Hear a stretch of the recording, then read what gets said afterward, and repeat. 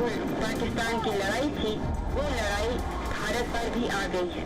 1971 वह साल जब पाकिस्तान के टुकड़े हो गए थे, जब पूरी दुनिया के सामने पाकिस्तान को भारत के सामने सरेंडर करना पड़ा था, घुटने टेकने पड़े थे। लेकिन पाकिस्तान को हराना और पाकिस्तान के टुकड़े करना इतना आसान नहीं था। यह वह समय था जब अमेरिका और दूसरे बड़े देश भारत के विरुद्ध खड़े हो गए थे। यह वो समय था जब पूरी दुनिया में भारत अकेला पड़ गया था। तब रूस ने भारत का साथ दिया और भारत ने अपनी ही दोस्ती निभाई। हालांकि रूस और अमेरिका एक दूसरे के कट्टर विरोधी हैं। यह भी एक कारण था कि रूस ने पूरी दुनिया के विरुद्ध जाकर भारत का समर्थन किया, भारत का साथ दिया।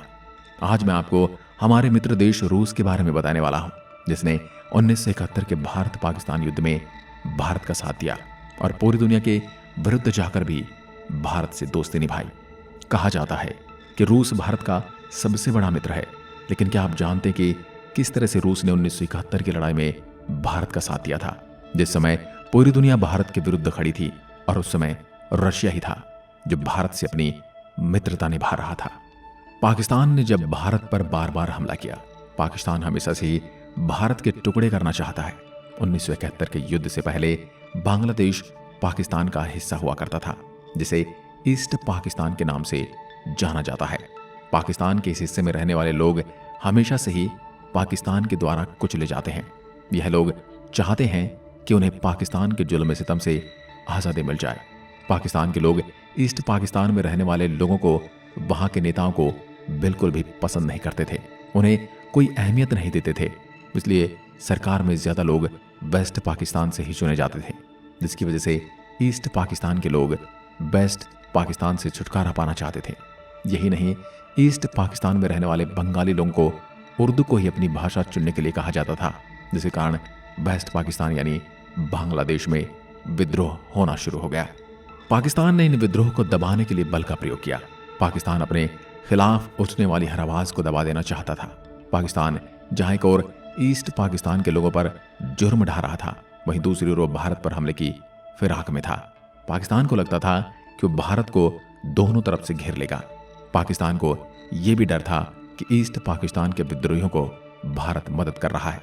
भारत भी इस बात को भली भांति पहचानता था कि पाकिस्तान दोनों तरफ होना भारत के लिए एक बहुत बड़ा खतरा है।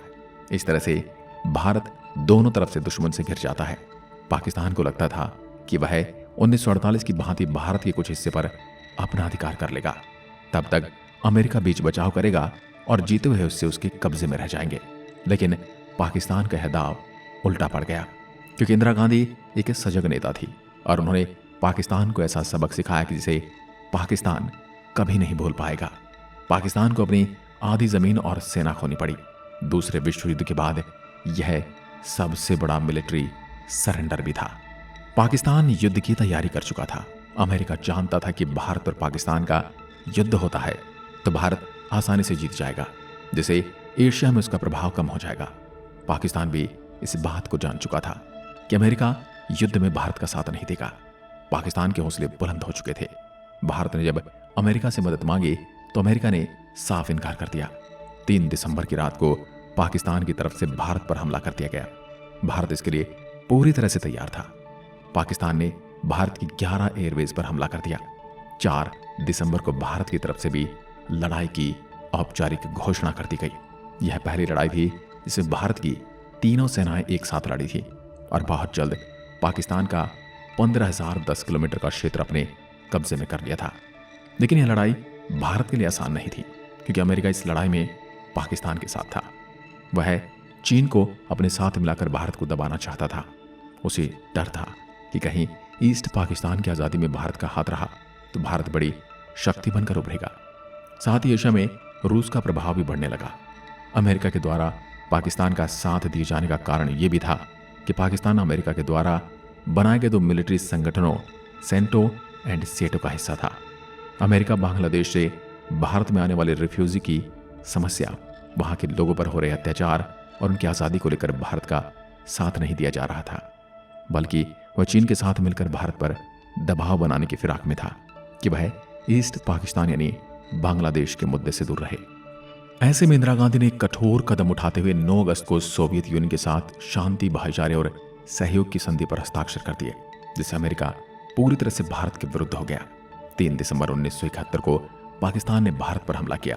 4 दिसंबर 1971 को इंदिरा गांधी ने देश में इमरजेंसी की घोषणा कर दी और सेना को पाकिस्तान का मुंहतोड़ जवाब देने के लिए खुला छोड़ दिया। इस लड़ाई के पहले दिन ही भारतीय नेवी के जहाज राजपूत ने एक पाकिस्तानी सबमरीन को डुबो दिया। नेवी के स्पीड पार्ट्स ने 10 पाकिस्तानी बैटल शिप को खत्म कर दिया। साथ ही पाकिस्तान तेल भंडारों को आग के हवाले कर दिया। अमेरिका इस युद्ध में भारत को अलग थलग करना चाहता था, इसलिए अमेरिका ने राष्ट्रपति निक्सन ने चीन को भारत पर हमले के लिए उकसाया। लेकिन रूस चीन को पहले से ही आगाह कर चुका था कि अगर चीन ने भारत पर हमला कर दिया तो इसके परिणाम भुगतने के लिए तैयार रहना होगा।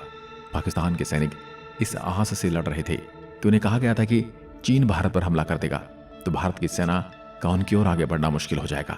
लेकिन चीन ने इस लड़ाई में कभी भाग ही नहीं लिया।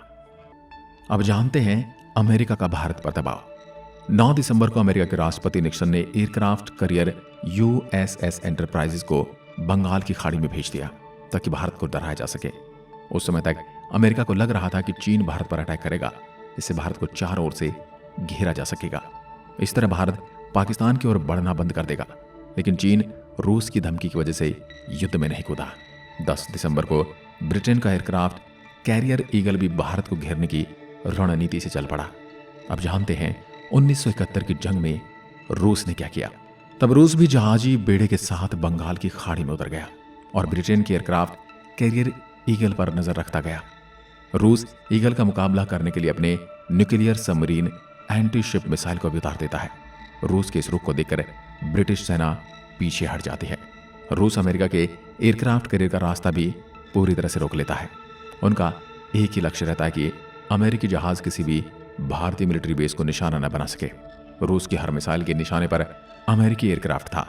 रूस के मिलिट्री कमांडर अपने सबमरीन और जहाज को अमेरिकी एयरक्राफ्ट के बिल्कुल नजदीक ले जाते हैं ताकि अमेरिका के जासूसी सैटेलाइट उन्हें अच्छे से देख लें और उन्हें अंदाजा हो जाए कि रूस अपने सबमरीन न्यूक्लियर के साथ उनके सामने खड़ा है। इस तरह अमेरिका भी रूस के आक्रामक रवैये को देखकर वापस चला जाता है। इस लड़ाई में श्रीलंका ने भी पाकिस्तान की मदद की थी। पाकिस्तान के जहाज श्रीलंका के एयरबेस पर फ्यूल भरवाने लगे। लेकिन जब अमेरिका, चीन, ब्रिटेन जैसी महाशक्तियां भारत के विरुद्ध थी, उस समय रूस ने न केवल भारत का साथ दिया बल्कि पूरी दुनिया को अपनी ताकत का लोहा भी मनवाया। वहीं भारत के प्रधानमंत्री इंदिरा गांधी ने दुश्मन के दुश्मन को दोस्त बनाकर अपनी कुशल रणनीति का परिचय दिया था। 16 दिसंबर को पाकिस्तान ने भारत के सामने आत्मसमर्पण कर दिया, लेकिन उस लड़ाई के जख्म पाकिस्तान आज तक नहीं भूल पाया। दोस्तों, ऐसे में जो आजकल के हालातों से देखते हुए भारत को क्या प्रतिक्रिया अपनानी चाहिए, हमें कमेंट करके जरूर बताएं। एक बार फिर मिलते हैं एक और ऐसे ही वीडियो के साथ। तब तक के लिए नमस्कार, धन्यवाद।